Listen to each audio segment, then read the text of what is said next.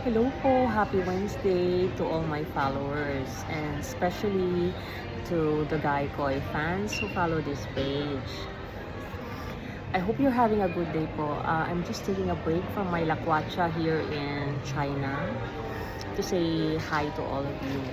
May ikukwento lang kasi ako today. It's about I think it's a miracle I am encountering, and somehow I associate this miracle with Sir Cocoy Laurel. Bakit kamo?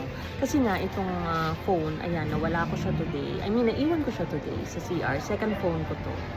Tapos, may mga nakapilang tao or maybe honest lang talaga itong mga taong nasa China. Pero, nakita ko siya in the same spot where I left it kahit pila sa CR. So sabi ko, grabe naman, third time ko nang nawala yung phone. At yung other 2 times yata is, naiwan ko siya sa Glorieta. Ayun, bumaba na ako sa mall. Tapos, pag-akyat ko dun sa second floor na CR portion, binalik sa akin ng cleaner.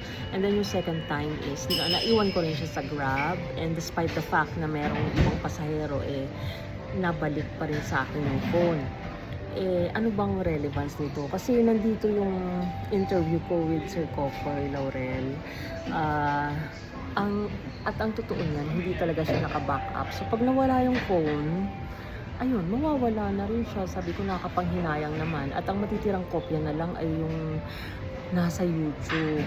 May kopya pa rin naman ako, yun nga. Kaya lang, hindi na yung original. So, it has been a year since I interviewed him.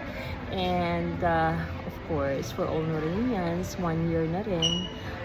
Coming soon, ang first death anniversary ni Superstar. And it has truly changed my life, meeting all of you. And I really appreciate yung mga Guy Koi fans who follow me. Just leave a comment if you want a shout out. Ayan. So nakakatuwa naman kasi isipin na ayaw mawala-wala yung phone, na merong mga interviews ko, yung precious interviews ko and some videos. Hindi ko na kasi binaback up yung nasa phone kasi ang mahal-mahal ng Google storage. So, with this new phone naman, I have iCloud. So, naka-back up na yung new phone ko. But, this old phone, walang backup. Ayan. So, I think that's worth mentioning lang. The miracle of my phone with my historic first and last interview with Sir Cocoy Laurel. Tapos, I listened to the Easter homily of Father Jerry Orbos last Sunday, and he was saying na let us be God's encounter maker, meaning that with every person we encounter, they must be able to see the goodness and generosity of God. And the person that I associate with being God's encounter maker is no other than Sir Cocoy, kasi he was, I think, a very good and kind person, and in every person he met, he let them realize the goodness of God. Okay, so we might not be perfect, we might not be like him, but we can always strive to be a better person every day. Ayan.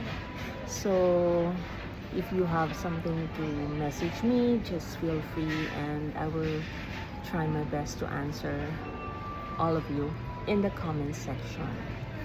Maraming salamat and have a good day again.